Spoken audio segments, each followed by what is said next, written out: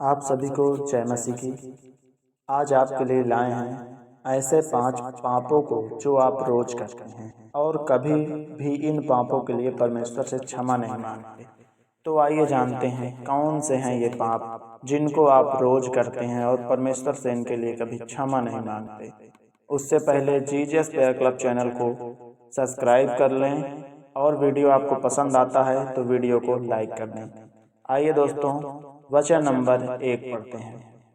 वचन नंबर 1 में परमेश्वर कहते हैं कि शादी से पहले सेक्स करना कभी भी एक शुभ नहीं माना जाता, वो सदैव एक बहुत बड़ा पाप होता है। शादी से पहले अगर आप सेक्स कर रहे हैं तो वो एक बहुत बड़ा पाप कहता है।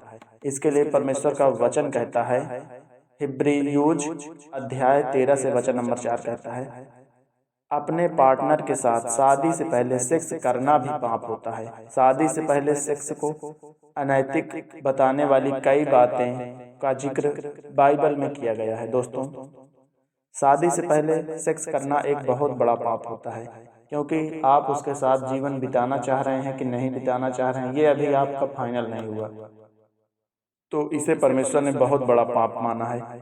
अगर आप भी कुछ ऐसा करते हैं तो कृपया कर इन सब बातों से आप दूरी बनाएं और अपने जीवन को सुधारें और परमेश्वर के वचनों के अनुसार चलें।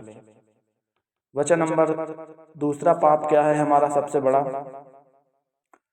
हमें शराब कहाँ पीना चाहिए और शराब हमें कहाँ नहीं पीना चाहिए। वचन लेविकट अध्याय 10 से वचन नंबर 9 कहता है, जब आप किसी कार्यक्रम या समारोह में जाते हैं तो आपको शराब या किसी तरह की ड्रिंक नहीं पीना चाहिए। दोस्तों, जब आप किसी पार्टी या शादी समारोह में जा रहे हैं तो आपको कभी भी शराब या किसी भी प्रकार का नशे का ड्रिंक नहीं करना चाहिए, कोई भी ड्रग्स नहीं लेना चाहिए। आपको शादी विवाह के कार्यक्रम में एकदम फ्रेश होकर के, एकदम अच्छे होकर के, एकदम चंगे होकर के जाना चाहिए, ताकि वहां पर जाने के बाद आपको कहीं वाद विवाद लड़ाई नहीं हो। आपको बाइबल शराब पीने के लिए नहीं कहती है। आपको बाइबल सिर्फ और सिर्फ आपको परमेश्वर के ऊपर, परमेश्वर के वचनों के ऊपर ध्यान लगाने के लिए कहती है। और कभी भी जब आपको शराब पीना हो, अगर आप शराब के शौकीन हैं और पीते हैं तो अपने इच्छा अनुसार कहीं ऐसी जगह पिए जहां से पी करके आप सीधा आएं और अपने बिस्तर पर लेट जाएं, ना कि इधर उधर परेशान हो और शादी विवाह के कार्यक्रम में जाकर वाद विवाद लड़ाई झगड़ों में पड़े। तो आपको वहां पर शराब पीने से बचना चाहिए दोस्तों, क्योंकि और आपको बाइबल के वचनों के साथ हमेशा चलना चाहिए। आइए अगला वचन पढ़ते हैं। अगला जो पाप है वो है पीठ पीछे बुराई नहीं करनी चाहिए। तीसरा पाप सबसे बड़ा पाप है, पीठ पीछे किसी की भी बुराई नहीं करनी चाहिए। लेविकट अध्याय 19 से वचन नंबर 16 कहता है, आपको कभी भी किसी भी व्यक्ति की पीठ पीछे बुराई नहीं करनी चाहिए, फिर चाहे आप कितने भी गुस्से में हों और चाहे कितने नशे में क्यों ना हो। मसीह भाई बहनों, आपको कभी भी किसी भी व्यक्ति की बुराई नहीं करनी चाहिए पीठ पीछे। अगर आपके साथ वो व्यक्ति गलत किया है तो आप उससे डायरेक्ट कहिए, ना कि आप उसकी बुराई समाज में बैठकर करें या थोड़ा सा नशे में आ गए हैं तब बुराई करना स्टार्ट कर दें। ये सब पाप परमेश्वर को अच्छे नहीं लगते और इन सब पापों से आज आपको बचना है। इसलिए सदैव पापों से बचे और अपने पापों का प्रायश्चित करते रहें, परमेश्वर से प्रार्थना करते रहें और परमेश्वर से क्षमा मांगते रहें।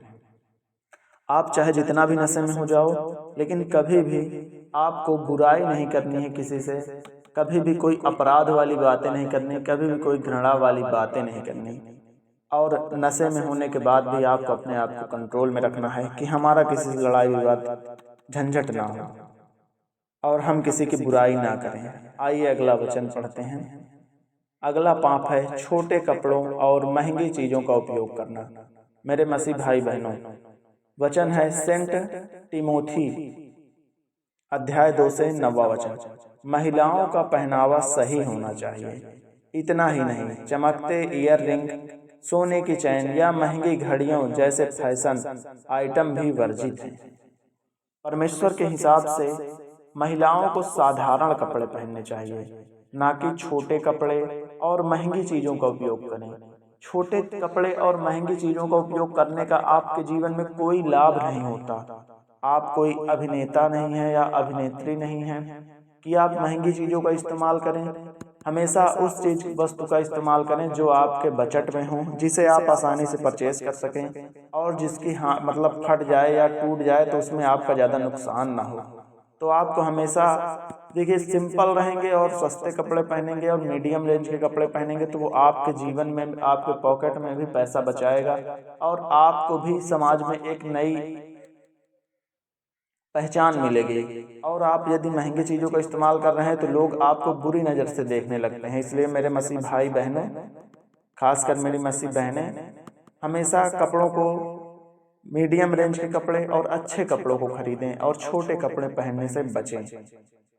तभी आपको परमेश्वर आपकी मनोकामना पूरी करेगा और हर दिक्कत, बाधा, तकलीफ से बचाएगा। आइए लास्ट वचन है, लास्ट जो पाप है वो चर्च में लड़कियों के बोलने पर पाबंदी होती है।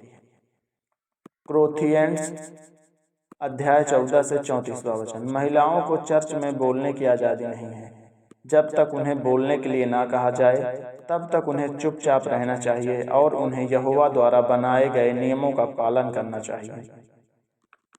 मसीह बहनों, बहुत सी मसीह बहनें ऐसी होती हैं जो चर्च में जाने के बाद वहाँ पर बातें करती रहती हैं और परमेश्वर के ऊपर दिमाग ना लगा करके वो वहाँ खड़ी होकर के अपनी बातों को प्रारंभ करती हैं और अपनी बातों को पूर्ण किया करती हैं। तो ऐसा मसीह बहनें ना करें। चर्च में जाने के बाद उनसे जितना पास्टर बोलने के लिए कहे वो सिर्फ उतना बोलें, सिर्फ उतनी बातें बोलें, ना कि अनावश्यक बातें बोलते जाएं। फालतू की चर्चाएं स्टार्ट हो गई चर्च में जाने के बाद, तो नहीं। आपको सिर्फ परमेश्वर के ऊपर ध्यान लगाने के लिए आप चर्च गए हैं और परमेश्वर से प्रार्थना करने के लिए, परमेश्वर से मांगने के लिए चर्च गए हो, तो परमेश्वर के पास जाओ, परमेश्वर से मांगो जा करके, ना कि आप इधर उधर के काम करो और वहां जा करके फालतू की बातें करो। तो मेरे मसीह भाई बहनों, आपको ये 5 वचन कैसे लगे और ये 5 पाप कैसे लगे जो आप अपने दिन मतलब अपने लाइफ में डेली करते हो? ये 5 पाप आप अपने लाइफ में डेली करते हो, तो इन पापों से आज छुटकारा पाओ और परमेश्वर के साथ रह करके, परमेश्वर के वचनों के साथ आज परमेश्वर का आशीर्वाद लो। जय मसीह।